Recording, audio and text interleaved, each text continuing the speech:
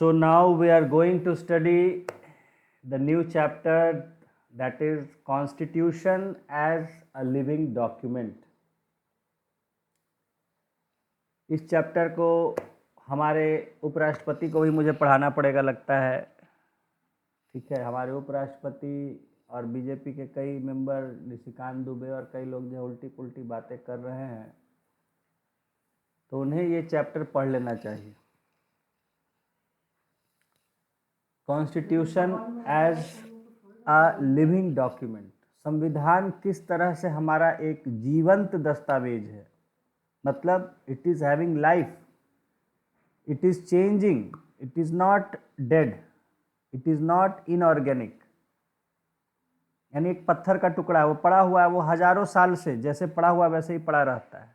हालांकि उसमें भी चेंजेस होते हैं, ऐसा नहीं कि पत्थर में चेंजेस, आप पढ़ें ज्योग्राफी आपने पढ़ा है कि रॉक्स में भी इरोजन होता है, वेदरिंग होता है, but still we consider that these the natural objects they are inanimate, means they do not have any life, they are not changing, constant.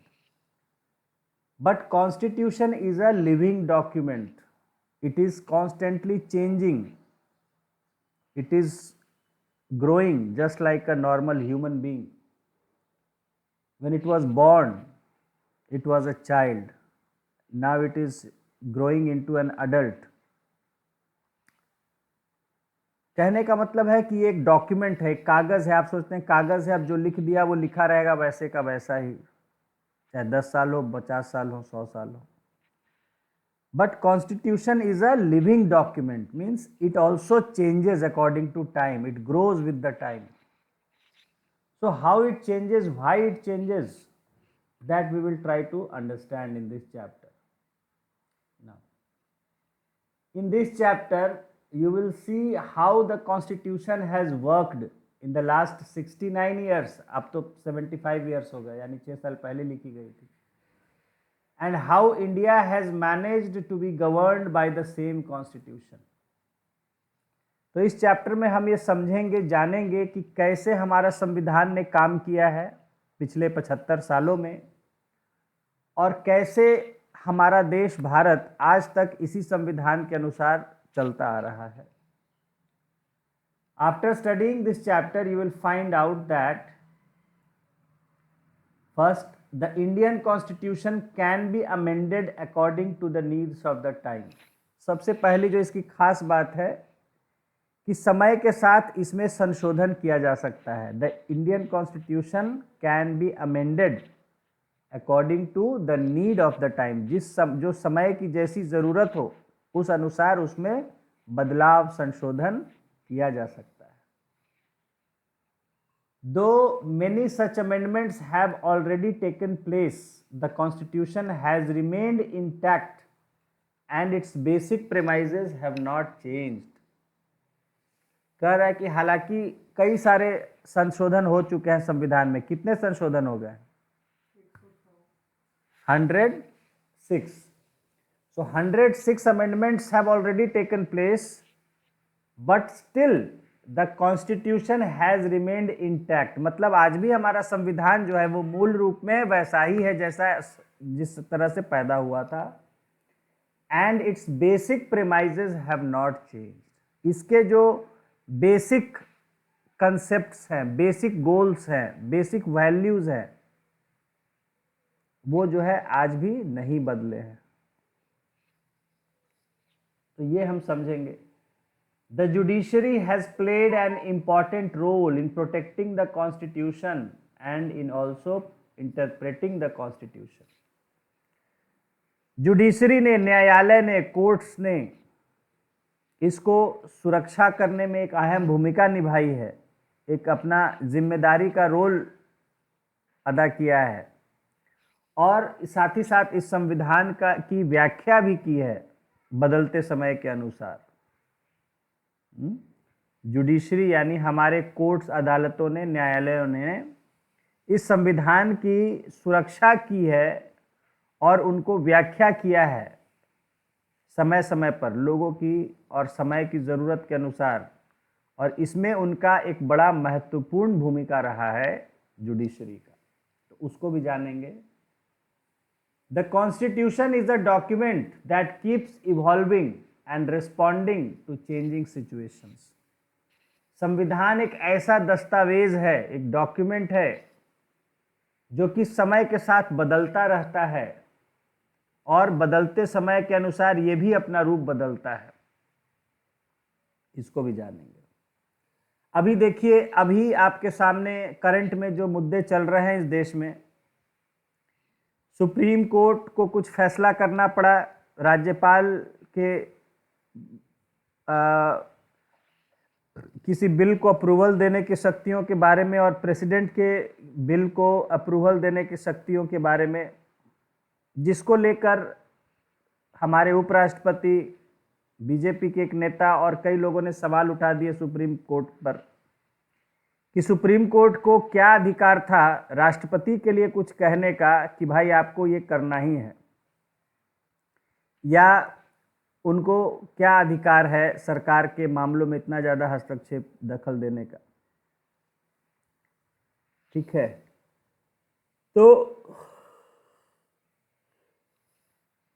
संविधान, जब से हमारा देश, ये नया भारत देश हमारा बना और संविधान लागू हुआ, तो संविधान को ही इस देश में सर्वोच्च माना गया है। The constitution is supreme. तो अब जो है अलग अलग पार्टियां इस संविधान पर ही सवाल उठा रही हैं।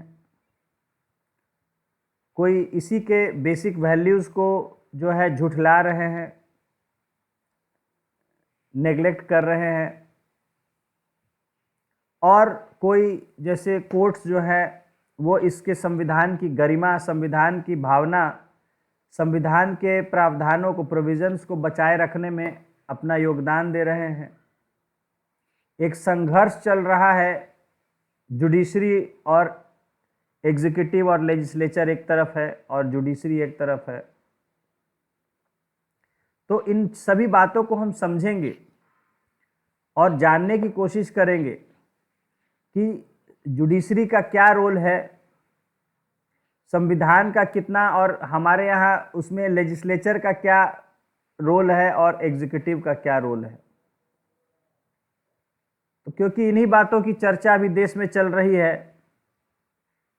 दूसरी तरफ अभी देखिए कि राहुल गांधी जी बाहर गए हैं और बाहर, देश से बाहर जाकर उन्होंने अमेरिका में ये कहा कि देश में संविधान सुरक्षित नहीं है, हमारे देश में संवैधानिक प्रक्रियाओं का उल्लंघन किया जा रहा है। The constitutional processes and procedures are being violated, are being neglected, and constitutional institutions are no longer functioning properly. They are being abused. Even election process and election commission has been hijacked. These are the views reflected by Congress leader Rahul Gandhi. Yes. नहीं, hijack कहीं भी use होता है, कहा भी है उन्होंने, word use भी किया है, यही वर्ड कि हाईजैक कर लिया गया इलेक्शन कमीशन को। So we will try to understand and discuss what is happening in the country and what is the correct provisions और what is the correct course to be taken in this situation. We will try to understand that. दिक्कत यह है कि इस देश में संविधान को पढ़ने और जानने वाले बहुत कम लोग हैं। जानने वाले तो बहुत ही कम, अच्छे से जानने वाले तो बहुत ही कम हैं। तो संविधान को अच्छे से जानने वाले लोग ही कम हैं, तो वो संविधान पे सवाल उठाएंगे ही। देखिए 90% ऐसा जो होगा जो 50% भी नहीं जानता है। इसीलिए इन बातों को हम समझने की कोशिश करेंगे। सबसे पहले देखिए, यहाँ टॉपिक है हमारा, आर कॉन्स्टिट्यूशंस स्टैटिक। क्या जो संविधान होते हैं वो स्टैटिक होते हैं, यानी कि वो बिल्कुल बदलने नहीं वाले होते हैं, यानी एक जैसा बन गए वैसे ही होते हैं संविधान। It is not uncommon for Nations to rewrite their constitutions in response to changed circumstances or change of ideas within the society or even due to political upheavals। तो यहाँ कहा जा रहा है कि ऐसा अक्सर देखा गया है, ये ऐसा नहीं है कि जल्दी ऐसा नहीं, बल्कि इट इज नॉट अनकॉमन, मतलब ऐसा होता है, देखा गया है कि देश जो हैं वो अपने संविधान को फिर से रीराइट यानी दोबारा से लिखते हैं। कब? In response to change circumstances, बदले हुए परिस्थितियों के जवाब में, और change of ideas within the society और even due to political upheavals, या समाज में कुछ नए विचार आते हैं तो उनके अनुसार संविधान को फिर से लिखा जाता है, या कई बार राजनीतिक उथल पुथल मच जाती है तो उसके कारण भी संविधान में बदलाव किया जाता है, या कभी कभी पूरे संविधान को फिर से नए रूप से लिख दिया जाता है। ऐसा देखा गया है कई बार। The Soviet Union had 4 constitutions in its life of 74 years। तो जो सोवियत यूनियन था, यूएसएसआर जो था, अपने 74 साल के जीवन में उसमें 4 संविधान आए। पहला 1918 में, जबकि वहाँ अक्टूबर रिवॉल्यूशन हुआ था लेनिन के द्वारा, उस समय एक संविधान लिखा गया था। फिर 1924 में दूसरा संविधान वहाँ आया, 1936 में तीसरा संविधान आया, और 1977 में चौथा संविधान आया। In 1991, the rule of the Communist Party of Soviet Union came to an end and soon the Soviet Federation disintegrated। 91 में जो सोवियत में कम्युनिस्ट पार्टी का शासन चला रहा था उसका प्रभाव खत्म हो गया और जो है सोवियत संघ जो है वो टूट गया। After this political upheaval the newly formed Russian Federation adopted a new constitution in 1993।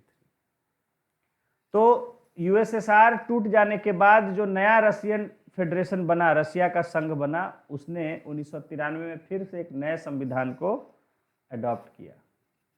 But look at India, the constitution of India was adopted on 26 नवंबर 1949। भारत का संविधान 26 नवंबर 1949 को अपनाया गया। It's implementation formally started from 26 जनवरी 1950 और इसका जो प्रभाव में आया ये 26 जनवरी 1950 से आधिकारिक रूप से कानून में प्रभाव में आ गया। More than 69 years after that the same constitution continues to function as the framework within which the government of our country operates। आज 75 सालों के बाद भी आज वही संविधान आज भी प्रभाव में है और हमारे देश की सरकार और अलग अलग सरकारें सब उसी के लिमिट में आज भी काम कर रही हैं। Is it that our constitution is so good that it needs no change? अब सोचने वाली बात है कि क्या हमारा संविधान इतना अच्छा है कि उसमें किसी बदलाव की जरूरत नहीं है? Was it that our constitution makers were so far-sighted and wise that they had foreseen all the changes that would take place in the future? कि कहीं ऐसा तो नहीं है कि हमारे जो संविधान बनाने वाले जो हमारे पूर्वज थे वो इतने दूरदर्शी थे, दूर तक की सोच लेते थे और इतने चतुर थे, कुशल थे, विद्वान थे, ज्ञानी थे कि उन्होंने देख लिया था कि आने वाले समय में क्या क्या बदलाव समाज में, दुनिया में होने जा रहा है, तो उन्होंने उस प्रकार से लिख दिया कि आज भी हम उसी संविधान को लेकर चल रहे हैं। In some sense both the answers are correct.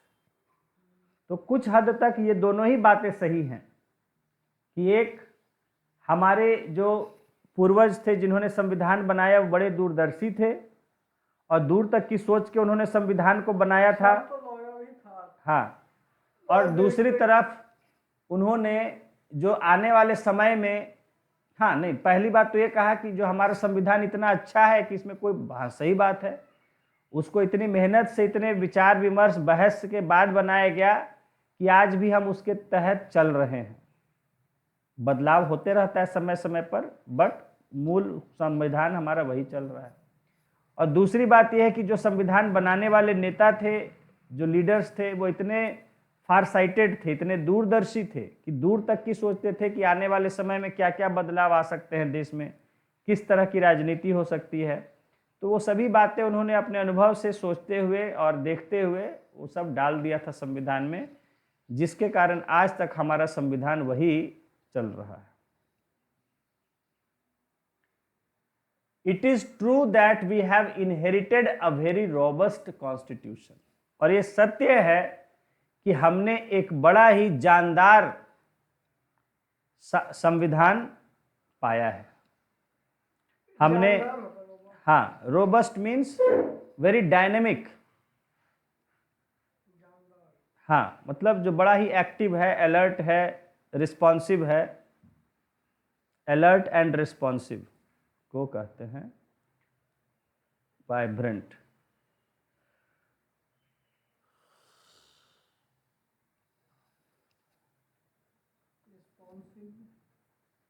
ये रोबस्ट है। हाँ, तो ये सत्य बात है कि हमने एक बड़ा ही जानदार संविधान को पाया है।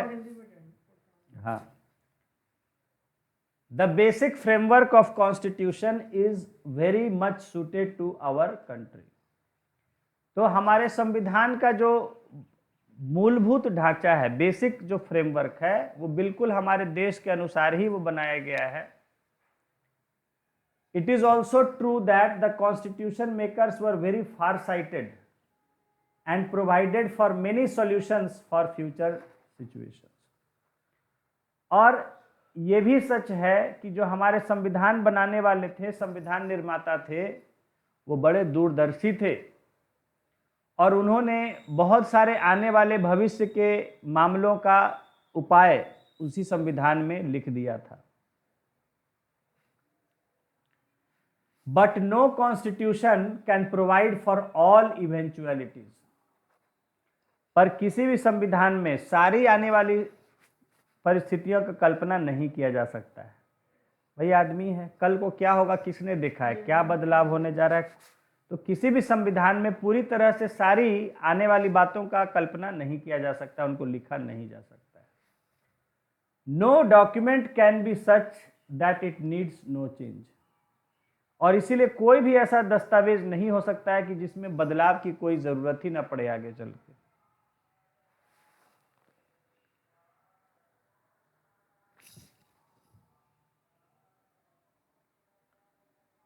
अब यहां जो है,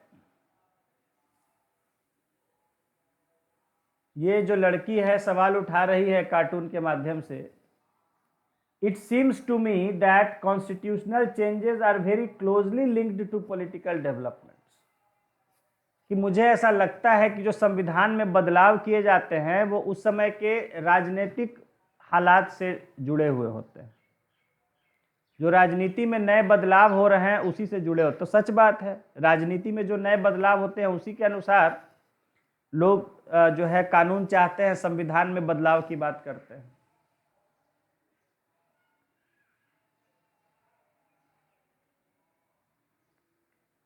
Then how does the same constitution continue to serve the country?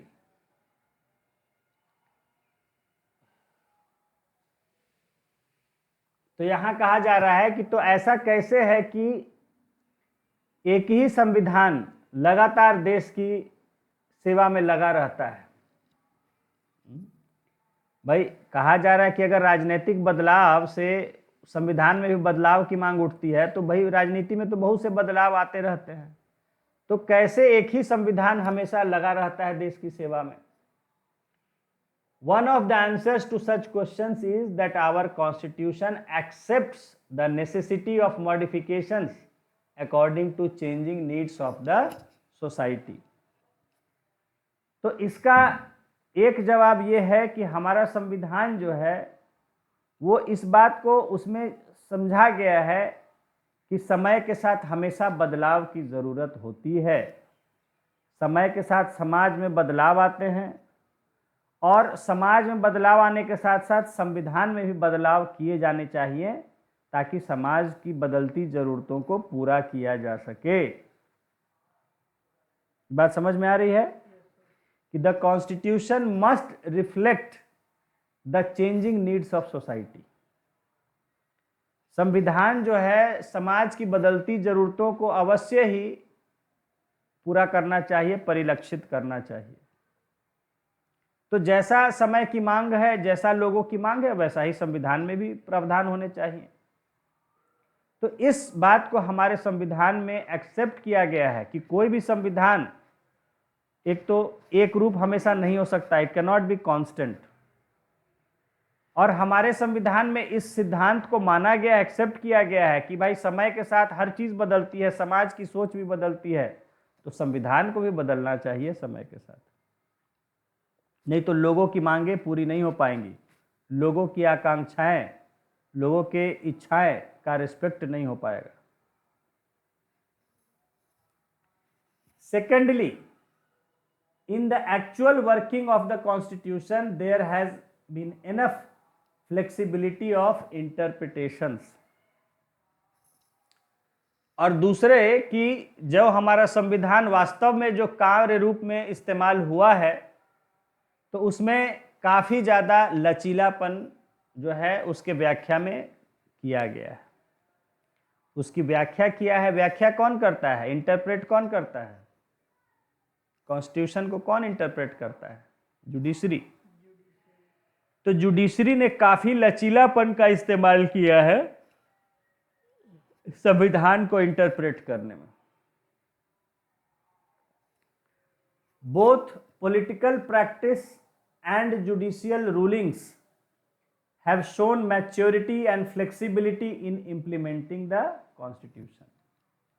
तो एक तरफ जो राजनीति में इसका उपयोग किया गया और दूसरे जो न्यायपालिका ने, न्यायालय ने इसका व्याख्या किया अपने जजमेंट्स में, अपने फैसलों में, तो इन दोनों ने इसमें संविधान को व्याख्या करने में, अमल में लाने में बड़ी ही फ्लेक्सिबिलिटी यानी लचीलापन दिखाया। These factors have made our constitution a living document rather than a closed and static rule book।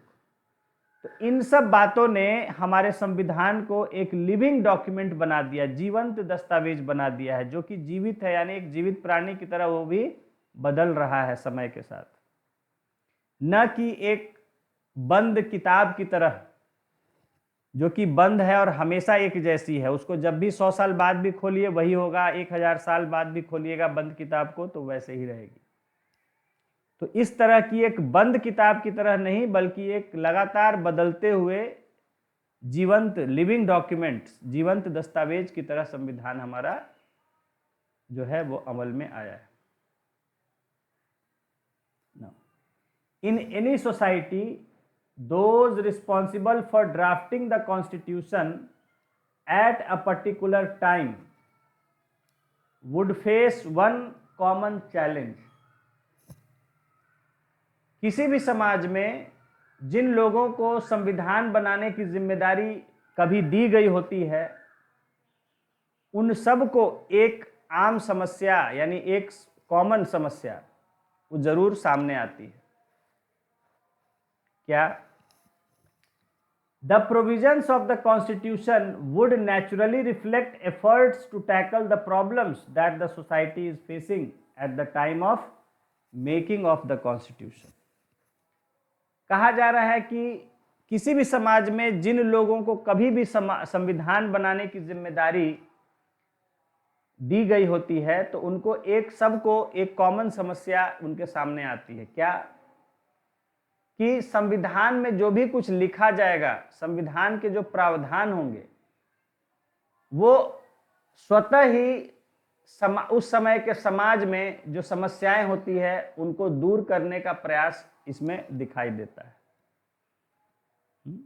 आप देख सकते हैं जब हमारा संविधान लिखा जा रहा था, देश में छुआछूत बहुत ज्यादा था, जातिवाद और तरह तरह के जो है डिस्क्रिमिनेशंस और डिस्पैरिटीज बहुत ज़्यादा थी। तो उसको दूर करने के लिए हमारे संविधान में क्या है लिखा गया, आर्टिकल 17 और 18, कि जिसमें एक तरफ एबोलिशन ऑफ टाइटल्स और दूसरी तरफ एबोलिशन ऑफ अनटचेबिलिटी, दोनों को एबोलिश किया गया। एक तरफ की अननेसेसरी किसी को ज़्यादा इज्जत नहीं देगी सरकार, सबको एक समान देखेगी। दूसरे रूप में किसी के साथ भेदभाव नहीं होने देगी, कोई छुआछूत नहीं होगा, कोई तरह का छुआछूत को इस देश में बैन किया जाता है।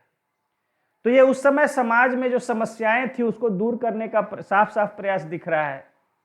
समाज में बहुत ज़्यादा इनइक्वालिटीज थी, असमानताएं थी, तो उसको दूर करने के लिए संविधान में कहा गया कि भाई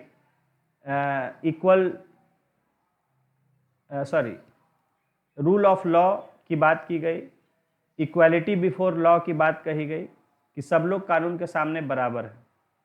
equality before law and equal protection of laws, कानून के सामने सब बराबर हैं और सबके कानूनों की, सबके अधिकारों की एक तरह से रक्षा की जाएगी।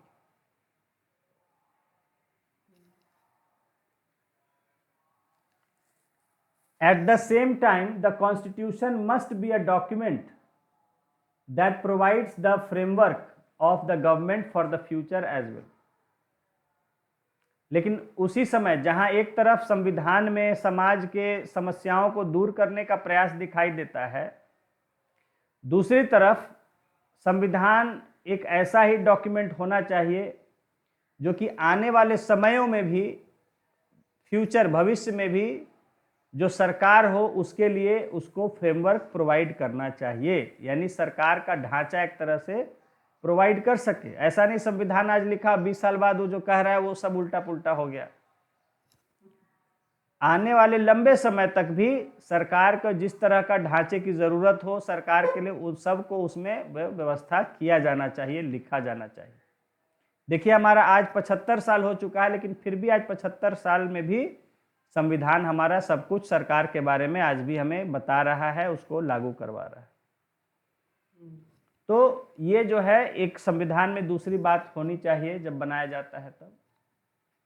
Therefore, the Constitution has to be able to respond to the challenges that may arise in the future. इसीलिए संविधान को जो है भविष्य में आने वाली समस्याओं को भी सुलझाने का उसमें ताकत होना चाहिए। ऐसा नहीं कि भविष्य में कुछ समस्या है और उस समय संविधान फेल हो जाए, कुछ नहीं बोलता है उसके बारे में। तो भविष्य में आने वाली समस्याओं का भी उपाय करना चाहिए किसी भी संविधान को। ऐसा नहीं कि सिर्फ आज के ही हालात के अनुसार आप संविधान लिख रहे हैं। In this sense the constitution will always have something that is contemporary and something that has a more durable importance. तो इस तरह अगर हम सोचे और बनाए संविधान को तो हमेशा उसमें कुछ जो है वो हालात के अनुसार कुछ चीज़ें होंगी, बदलते समय के अनुसार, उस समय के अनुसार जब वो लिखा जा रहा है, और कुछ उसमें ऐसी बातें होंगी जो ज़्यादा लंबे समय तक एक रूप में ही, उसी रूप में अपने चलती रहे। तो इसलिए संविधान में यहाँ ये कहा जा रहा है कि दो तरह के तत्व होते हैं। एक होते हैं जो उस समय के हालात और ज़रूरतों के अनुसार उन तत्वों का रूप बदलता रहता है, और दूसरी वे बातें, वे तत्व होते हैं जो जिनका समय से कोई लेना देना नहीं होता है, वो समय के पार हमेशा एक रूप में ही बने रहते हैं, क्योंकि वो जो है मूलभूत मानव समाज के वैल्यूज से जुड़ा हुआ होता है, देश के जो है व्यवस्था से जुड़ा होता है। तो वो लंबे समय तक वो अपने एक ही रूप में बने रहते हैं, उनमें कोई बदलाव नहीं होता है। तो एक तरफ कुछ डायनेमिक एलिमेंट्स होते हैं और दूसरी तरफ बाकी स्टैटिक एलिमेंट्स होते हैं जो कभी नहीं बदलते हैं।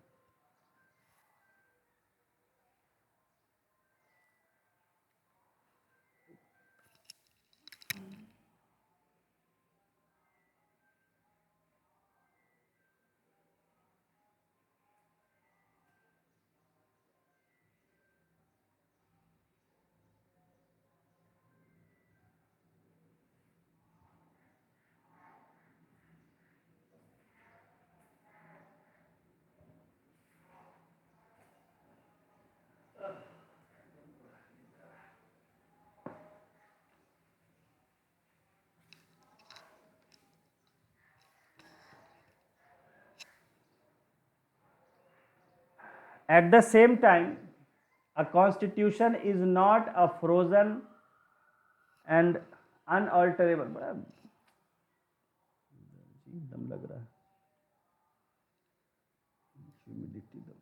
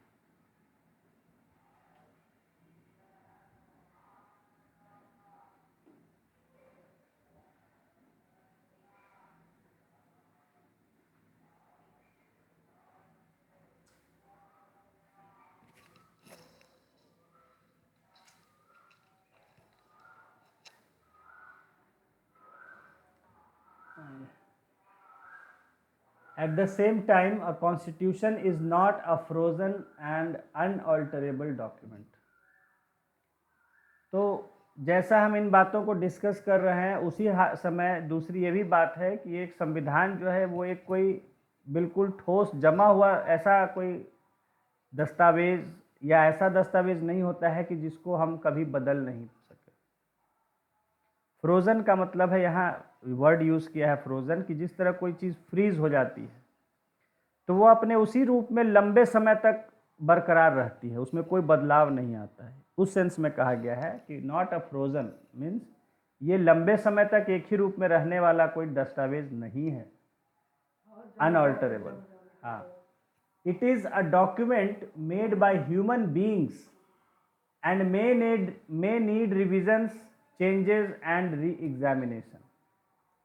ये एक मनुष्यों के द्वारा बनाया गया दस्तावेज है और इसीलिए इसमें हो सकता है समय के साथ इसमें कई बार फिर से इसको बदलाव की ज़रूरत पड़े और इसको फिर से इसको रिवीजन करना पड़े, यानी पुनर्विचार करना पड़े बातों पर, एंड री एग्जामिनेशन, और फिर से उसकी जांच करनी पड़े कि नए हालात में ये उचित है या नहीं। It is true that the Constitution reflects the dreams and aspirations of the concerned society। और ये भी सच्चाई है कि जो संविधान है वो जिस समाज के लिए बना होता है उस समाज के सपनों, उस समाज की जो आकांक्षाएं होती हैं, जो उम्मीदें होती हैं, उसको भी वो दिखलाता है, रखता है सबके सामने। It must also be kept in mind that the Constitution is a framework for democratic governance of society। और हमें ये भी दिमाग में रखना चाहिए कि संविधान जो है वो एक ऐसा ढांचा होता है जो कि उस समाज के लोकतांत्रिक सरकार चलाने का वो ढांचा होता है, यानी वो एक ऐसा फ्रेमवर्क प्रोवाइड करता है, एक ढांचा प्रोवाइड करता है जिसके अंदर रहते हुए वहाँ उस समाज में एक लोकतांत्रिक सरकार चलाई जा सकती है। In this sense it is an instrument that societies create for themselves. तो इस तरह से देखा जाए तो ये जाना जाएगा, ये समझा जाएगा कि ये संविधान एक ऐसा औजार, एक इंस्ट्रूमेंट होता है, एक कानूनी दस्तावेज होता है जो समाज अपने आप के लिए तैयार करता है। ठीक है, संविधान किसने बनाया? हमारे ही भारत के देश के लोगों के प्रतिनिधियों ने बनाया। किसके कहने पर बनाया? किसके ज़रूरतों के लिए बनाया? हमारे ही देश के लोगों के कहने पर, उनके ज़रूरतों पर बनाया गया। तो इसका मतलब संविधान जो भारत के समाज के लोगों के, भारत के समाज के लिए बनाया गया, और किसके द्वारा बनाया गया? हमारे ही समाज के लोग, भारत के ही समाज के द्वारा बनाया गया। तो संविधान जो बनाया गया, जो भारतीय समाज के द्वारा ही बनाया गया और इसी समाज के लिए बनाया गया। This dual role of the constitution always leads to difficult questions about the status of constitution. तो ये जो संविधान का दोहरी भूमिका है वो हमेशा संविधान के बारे में कुछ कड़े सवाल, कठिन सवाल उठा देती है। दोहरी भूमिका मतलब एक तरफ तो इसको बनाने वाले भी हम ही हैं और किसके लिए बन रहा है? वो भी हमारे ही लिए बन रहा है। इसको बनाने बिगाड़ने वाले भी हम ही हैं और बनाया किसके जा रहा है? हमारे ही लिए बनाया जा रहा है। तो नेचुरल बात है कि कहा जा रहा है कि तो ऐसे कठिन सवाल इस पे उठ जाते हैं कि is it so sacred that nobody ever can change it.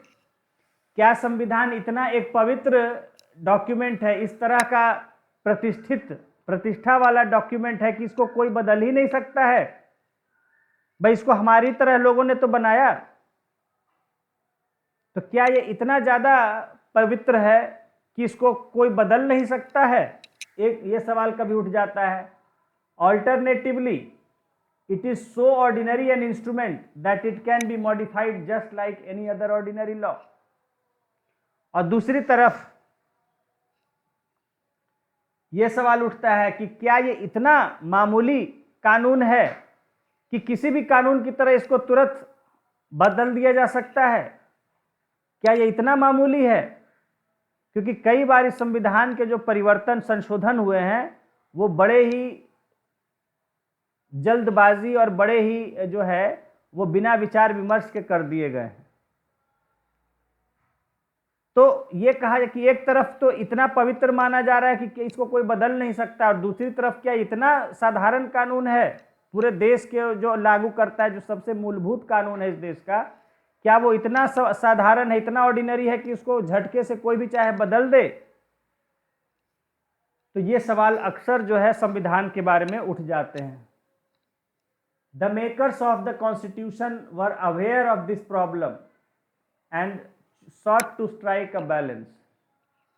तो ये सवाल क्यों उठते हैं? क्योंकि ये संविधान हमारे ही समाज के द्वारा बनाए गए। किसके लिए बनाए गए? हमारे ही समाज के लिए बनाए गए। तो जब हमारे ही समाज के लोगों के द्वारा बनाए गए तो इसको समाज के लोग क्यों नहीं बदल सकते? और किसके लिए बनाए गए? हमारे ही लिए बनाए गए। तो ये भी देखना है कि जिसके लिए बनाए गए हैं वो उसको फॉलो करें, उसको बदलने की कोशिश नहीं करें, ये भी बात आ जाती है।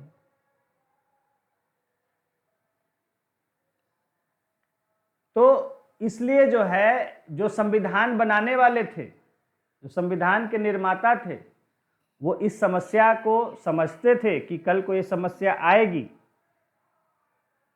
क्योंकि भाई जिसके लिए आपने कानून बनाया और उसको बदलने की शक्ति भी दे दी, वो क्या है? वो कभी चाहेगा कि मेरे अगेंस्ट रहे कानून? वो हमेशा चाहेगा कि मेरे फेवर में ही रहे कानून, और हमेशा अपने फेवर में कानून को बदलने की कोशिश करेगा। अगर स्कूल का डिसिप्लिन बच्चों पर ही छोड़ दिया जाए तो बच्चे कभी डिसिप्लिन में रहेंगे? वो तो हमेशा चाहेंगे कि भाई हमारे हिसाब से हो, हम क्यों डिसिप्लिन में रहें। तो उसी तरह इस देश के नागरिकों के लिए अगर संविधान बनाया गया तो वो क्यों उसको चाहेंगे कि हमारे खिलाफ रहे? अगर कानून को लोगों पर छोड़ दिया जाए तो लोग क्यों चाहेंगे कि हमें कानून का पालन करना पड़े? हम ऐसे नहीं, कोई भी कानून का पालन नहीं करना चाहता है, कोई भी सही तरीके से कानून से बंधना नहीं चाहता है। तो वो हमेशा कोशिश करेंगे कि इसको बदल दो, कि हमें बंधना नहीं पड़े, हमें रिस्ट्रिक्शन नहीं लगे हम पर। तो उसी तरह जो भी सरकार है, जो पार्लियामेंट है, लेजिस्लेचर है, उनको आपने बदलने की शक्ति दे दी, तो कभी वो चाहेंगे कि हमारे राह में कोई रोड़ा बने कानून? कोई भी नहीं चाहेगा, उसके पास अगर शक्ति होगा तो इसीलिए कहा जा रहा है कि ये संविधान के जो निर्माता थे, बनाने वाले थे, वो जानते थे कि ये समस्या होगी, और इसीलिए उन्होंने इसमें एक बैलेंस बनाने की कोशिश की। एक बैलेंस बनाने की कोशिश की कि एक तरफ जो समाज की ज़रूरतें हैं और दूसरी तरफ संविधान में बदलाव की प्रक्रिया जो है, उसको बैलेंस किया गया कि ठीक है, बदलाव तो किया जा सकता है लेकिन आसानी से बदलाव नहीं किया जा सकता है, उसको कठिन कर दिया बदलाव को। तभी बदलाव हो सकेगा जब समाज को सही से, पूरे समाज को उस चीज़ की ज़रूरत होगी। ये नहीं कि किसी का मन हुआ तुरंत संविधान में बदलाव कर दिया। तो बदलाव की शक्ति तो दी है, लेकिन उसको कठिन भी कर दिया है बदलाव करना, ताकि जो है उसका गलत, बदलाव की शक्ति का गलत इस्तेमाल न किया जाए और संविधान को लोगों को पालन करना ही पड़े। उसको बाईपास करना, उसको बदलाव करना आसान नहीं है। तो इसमें एक बैलेंस बनाने की कोशिश की गई।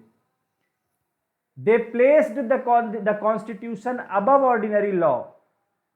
देखिए, ध्यान दीजिए, they placed the constitution above ordinary law and expected that the future generations will respect this document.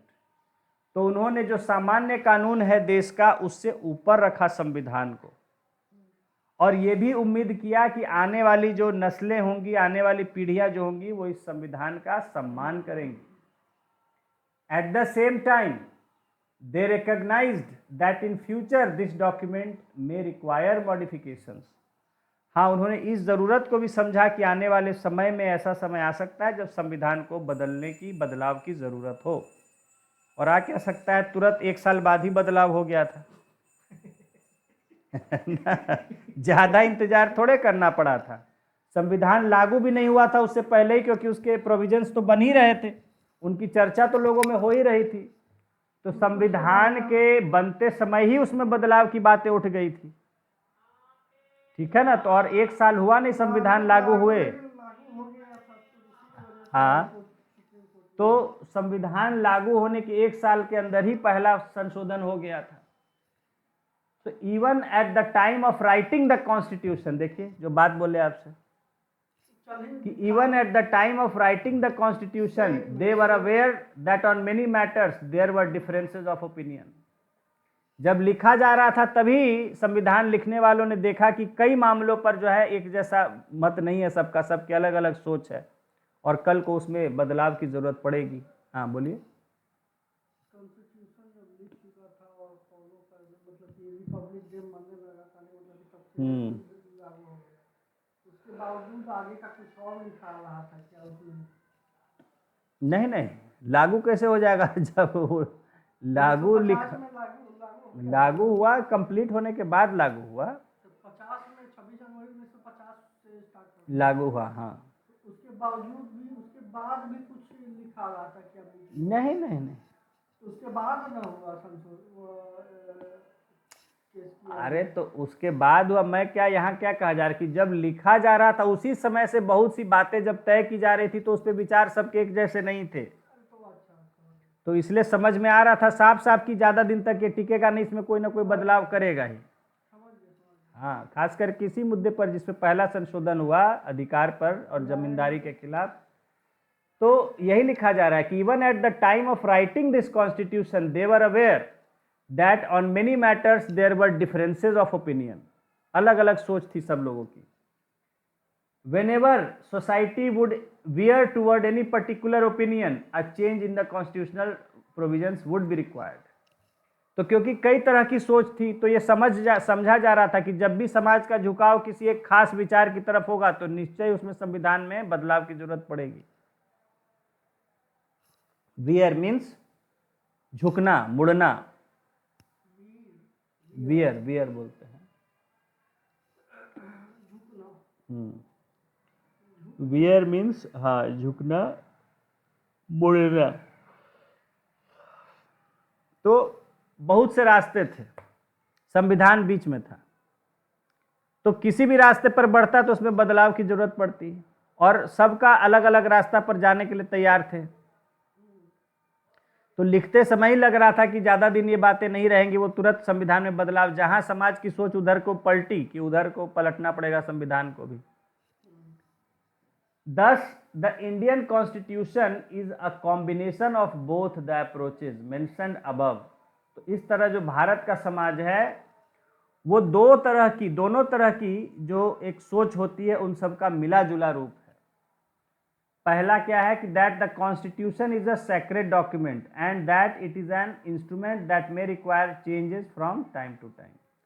तो दो तरह की सोच है, एक तो जो कहता है कि भाई संविधान एक बहुत पवित्र चीज है, इसमें जल्दी छेड़खानी नहीं होनी चाहिए, और दूसरी कि जो ये समझती है कि जो संविधान है वो एक जो है ऐसा एक डॉक्यूमेंट है, ठीक है, तो उसमें समय समय पर बदलाव की जरूरत पड़ेगी ही पड़ेगी। तो दोनों चीजों को हम साथ लेके चले थे। In other words our constitution is not a static document. हमारा जो संविधान है वो एक बिल्कुल बंद किताब की तरह नहीं है, स्टैटिक डॉक्यूमेंट नहीं है कि जिसमें कोई बदलाव नहीं हो सकता है। हाँ, स्थिर। But it is not the final words about anything. लेकिन ये भी है कि अंतिम शब्द नहीं है किसी चीज़ के बारे में, इसमें आगे बहुत सी चीज़ें हो सकती हैं। It is not unalterable. तो ऐसा नहीं है कि संविधान में कोई बदलाव ही नहीं किया जा सकता है।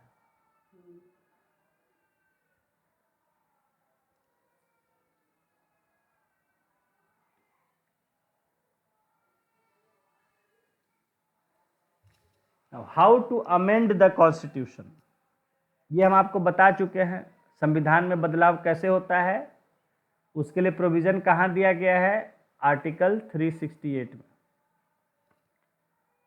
368 का कुछ पार्ट आपको यहाँ सामने रखा गया है कि पार्लियामेंट में in exercise of its constituent power amend by way of addition, variation or repeal any provisions of this constitution in accordance with the procedure laid down in this article। तो कहा जा रहा है कि जैसा इस आर्टिकल में जो प्रक्रिया बताई गई है, हाँ, तो जो प्रक्रिया बताई गई है उस प्रक्रिया को फॉलो करते हुए जो पार्लियामेंट है वो अपने कॉन्स्टिट्यूएंट पावर का इस्तेमाल करते हुए कभी भी इस संविधान में बदलाव कर सकती है।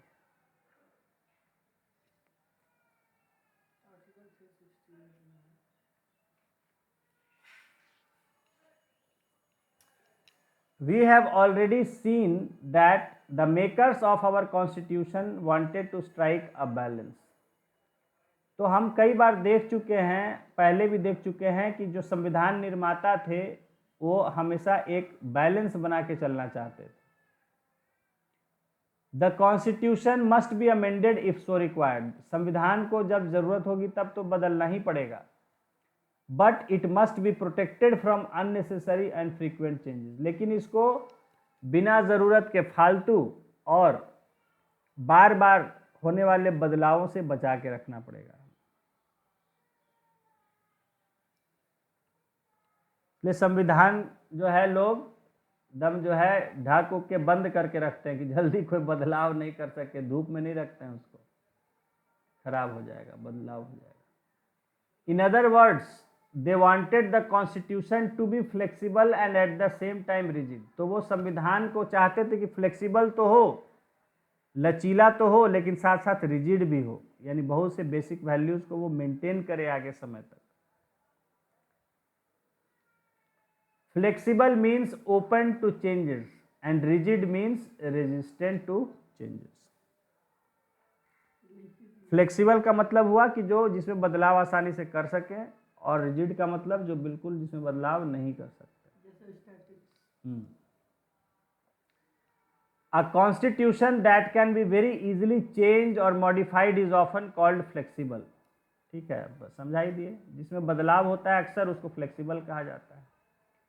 In the case of constitutions which are very difficult to amend, they are described as rigid। कई संविधान ऐसे हैं दुनिया में जिनको बदलाव करना बड़ा मुश्किल है उसमें, तो इसलिए वो एक रिजिड संविधान कहे जाते हैं। The Indian constitution combines both these characteristics, और भारत के संविधान में दोनों तरह के लक्षण पाए जाते हैं।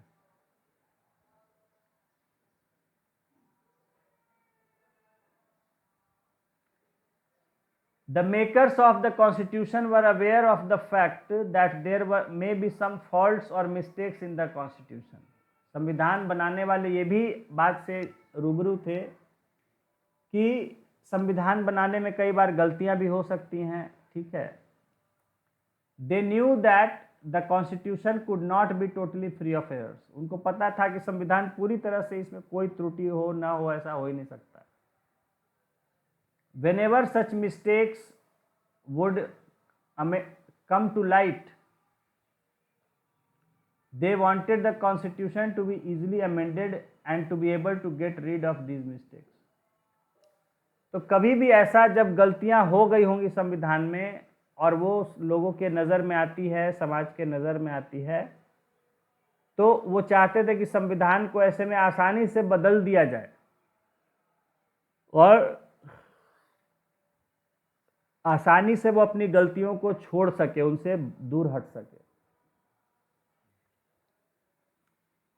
Then there were some provisions in the constitution that were of temporary nature and it was decided that these could be altered later on once the new parliament were elected। कई सारे इसमें जो है टेम्पररी प्रोविजंस थे, यानी कि कुछ हाल के लिए, कुछ समय के लिए ही जो लागू होंगे, ऐसे कुछ प्रावधान भी थे, और ये तय किया गया था कि इनको हम तब बदल देंगे जब हमारा एक बार नया पार्लियामेंट जो है वो इलेक्ट हो जाए।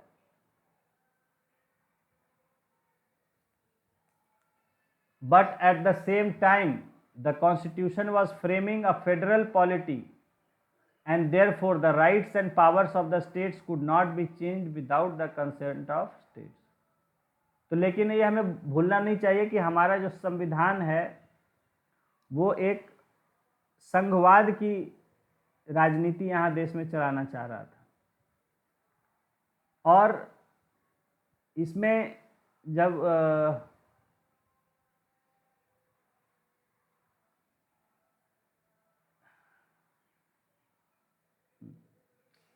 चूंकि हमने संघवाद की एक राजनीतिक व्यवस्था की कल्पना की थी, तो ऐसे संघवाद यानी फेडरेशन में आप राज्यों की शक्ति को बिना उनसे पूछे जो है बदलाव नहीं कर सकते।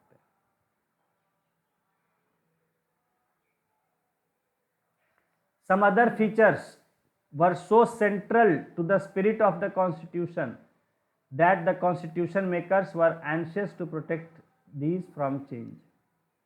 और कुछ ऐसे भी महत्वपूर्ण लक्षण थे, गुण थे संविधान के, जिसको कि संविधान के निर्माता हमेशा बनाए रखना चाहते थे। वो नहीं चाहते थे कि संविधान का ये हिस्सा कभी खत्म हो।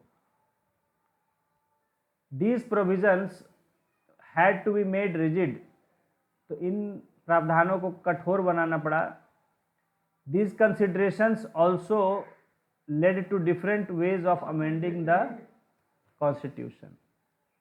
तो इसके कारण कई अलग अलग तरीके बनाए गए संविधान में बदलाव करने के, अमेंडमेंट करने के।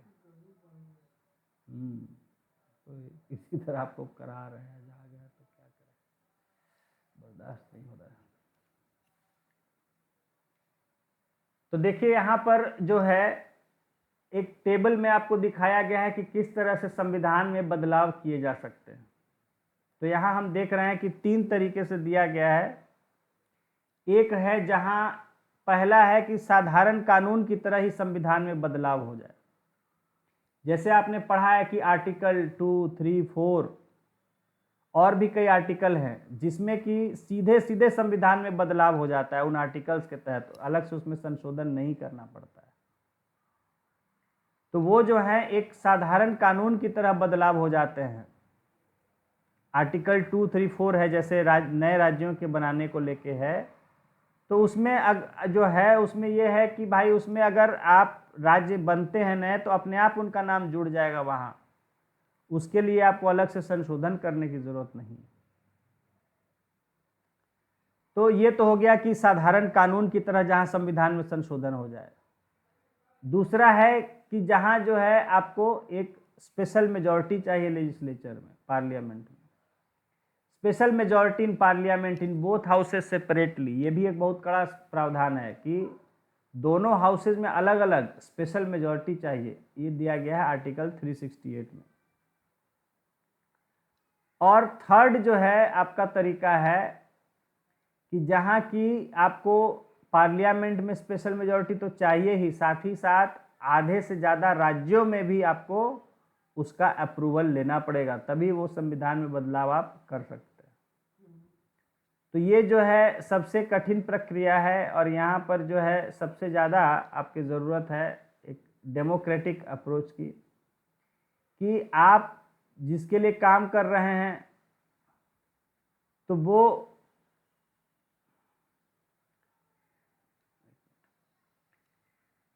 कहने का मतलब है कि एक तरफ तो आप पार्लियामेंट जो है वो उसमें अगर आप बदलाव कर रहे हैं तो वहाँ आपको मेजॉरिटी तो चाहिए ही चाहिए। दूसरी तरफ जिन राज्यों के लिए देश चल रहा है, संविधान पार्लियामेंट चल रहा है, उन राज्यों में भी आधे से ज़्यादा में आपको जो है उस प्रक्रिया को पूरा करना होगा, अप्रूवल लेना पड़ेगा, तभी आप संविधान में संशोधन कर सकते हैं। ये ऐसे संशोधन हैं जो पूरे संविधान के कई सारे जो है वो फेडरल फीचर्स को प्रभावित करते हैं।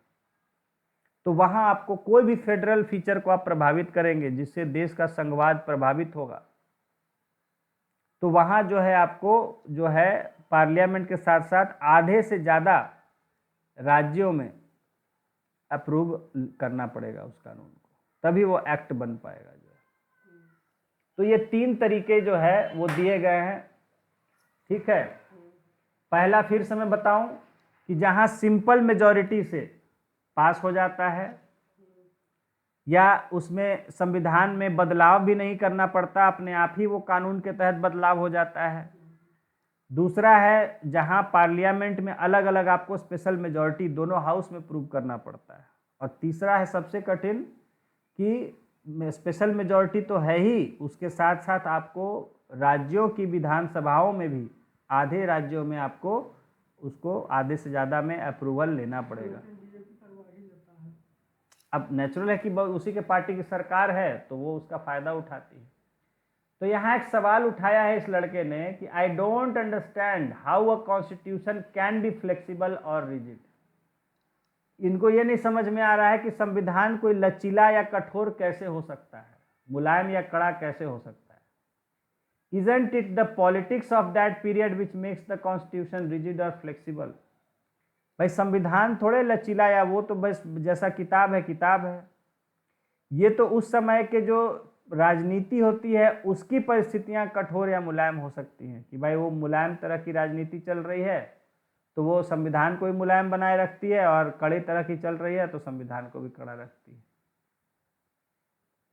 तो ये कहीं ना कहीं उस समय के राजनीतिक हालात पर निर्भर होते हैं, ऐसा ये सवाल उठा रहा है जो काफी हद तक सही है। तो जैसे यहाँ उसका भी एग्जाम्पल दिया है आपको कि there are many articles in the constitution which mention that these articles can be amended by a simple law of parliament. जैसा हमने पढ़ा है कि कई सारे ऐसे आर्टिकल्स हैं जिसमें ये कहा गया है कि एक सामान्य कानून से ही संविधान में संशोधन बदलाव हो जाएगा। The constitution will be amended by a simple act of parliament. Constitution amendment act नहीं, सिंपल एक्ट लाना है। No special procedure for amendment is required in such cases, जिसमें कोई खास प्रक्रिया अमेंडमेंट की नहीं करनी होती। And there is no difference at all between an amendment and ordinary law. तो उस समय उस कानून और एक अमेंडमेंट में कोई फर्क नहीं रहता है, वहां पर अमेंडमेंट एक साधारण कानून की तरह ही बनता है। These parts of constitution are very flexible.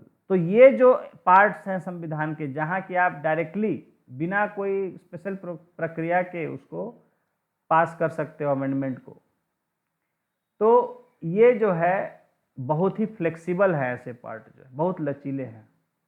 Read carefully the following text of some articles by of the constitution. कुछ नीचे दिए गए आर्टिकल्स उनके जो लिखित रूप है उसको हमें पढ़ने को कहा गया है। In both these articles the wording by law indicates that these articles can be modified by parliament without recourse to the procedure laid down in article 360।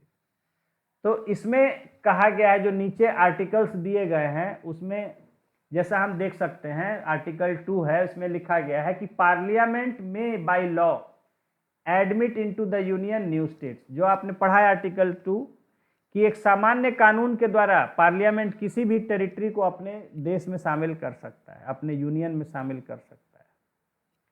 और दूसरा है आर्टिकल 3 जहां पार्लियामेंट में by law increase the area, जहां की third article 3 में है कि राज्य के नाम उसका टेरिटरी बदलने से जुड़ा हुआ प्रावधान है कि एक सामान्य कानून के द्वारा बस एक सामान्य बिल लाएगा, उसको पास करा लेगा सिंपल मेजॉरिटी से, तो वो जो है मान्य हो जाएगा। तो इन्हीं दोनों की चर्चा हो रही है कि in both this articles the wording by law means that indicates that these articles can be modified without recourse to procedure. सामान्य कानून से ही ये आपके संविधान में बदलाव हो जाएंगे। Many other articles of constitution can be modified by parliament in this simple manner. इस आसानी से कई आर्टिकल्स बदलाव हो जाते हैं। For amending the remaining parts of Constitution, provision has been made in Article 368 of the Constitution। और बचे हुए हिस्सों के लिए संविधान के आर्टिकल 368 लिखा गया है जिसमें बदलाव करने की प्रक्रिया दी गई है। छोड़ देते हैं, क्या करें, हम खुद ही किसी तरह कर रहे हैं। In this article, there are two methods of amending the Constitution and they apply to two different sets of articles of the Constitution. One method is that amendment can be made by special majority of two houses of the parliament। बताया ही आपको। The other method is more difficult। It requires special majority of parliament and consent of half of the state legislatures। हाँ। Note that all amendments to Constitution are initiated only in parliament। Besides the special majority, no outside agency like a constitution commission or a separate body is required for amending the constitution। जाना हुआ है। Similarly, after the passage in parliament and in some cases in state legislatures, no referendum is required for ratification by amendment। कुछ मामलों में, हाँ कुछ मामलों referendum कहते हैं कि जहां लोगों से ही डायरेक्टली पूछा जाता है कि क्या आप ये चाहते हैं कि नहीं। डायरेक्ट लोगों से वोटिंग हाँ कराना हाँ, चाहिए। That is referendum. एक डिवीजन तो हो कहा गया जा रहा है कि रेफरेंडम। पार्लियामेंट में जब पास हो जाता है और कुछ मामलों में जब राज्यों के भी लेजिस्लेचर में अप्रूव हो जाता है तो वहां पर रेफरेंडम की जरूरत नहीं पड़ती है। An amendment bill like all other bills goes to the president for his assent, but in this case the president has no powers to send it back for reconsideration।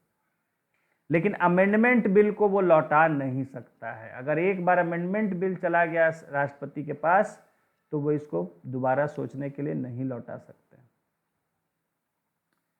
These details show how rigid and complicated the amending process could have been।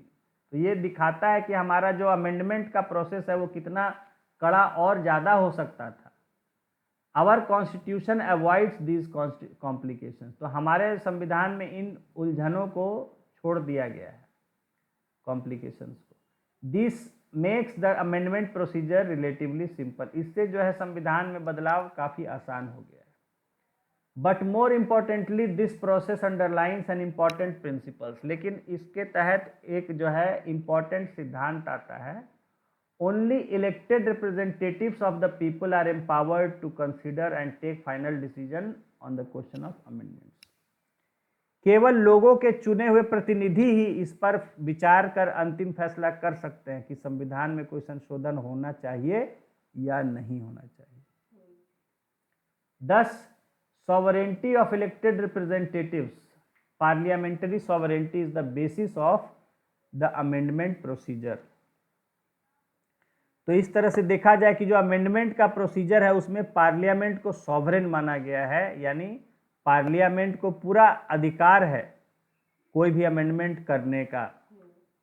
ठीक है, वही चीज़ें कुछ कुछ repeat हो रहा है। हाँ, मैंने बोला कि आपको, चूंकि मैंने बहुत सी बातें चर्चा कर दी है, मैंने आपको थ्योरी से अलावा, हाँ, शुरू से ही मैंने आपको ये सब बातें चर्चा कर दी है, कॉन्स्टिट्यूशन में अमेंडमेंट और क्या हो रहा है नहीं हो रहा है। उन्हीं बातों को अब चूंकि थ्योरी में तो नहीं बुक में था, तो ये जो है यहाँ पर इन्होंने मेंशन किया हुआ है।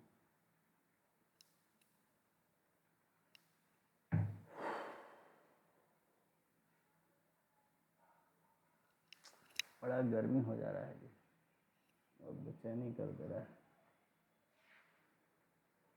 इसको आज यहीं रोकते हैं, ठीक है। कल आपको एक हम नहीं अभी कराना चाह रहे हैं, इसलिए कि हम भी ठीक नहीं, और ये थोड़ा सा है इम्पोर्टेंट टॉपिक जो इसको समझाना पड़ेगा ठीक से। दूसरी चीज़ ये कहना चाह रहे हैं कि और अर्ली कर दिया जाए क्या? और अभी 7 ही बजे से हो पाएगा। 7 ही हो पाएगा ना? और early तो मौसम सुबह में ठीक रहता है, 7 बजे से, लेकिन यही है कि 7 बजे भी ठीक ही है। चलिए, क्योंकि अब बच्चा का भी स्कूल का भी टाइम 4:30 साढ़े 6 बजे के आसपास।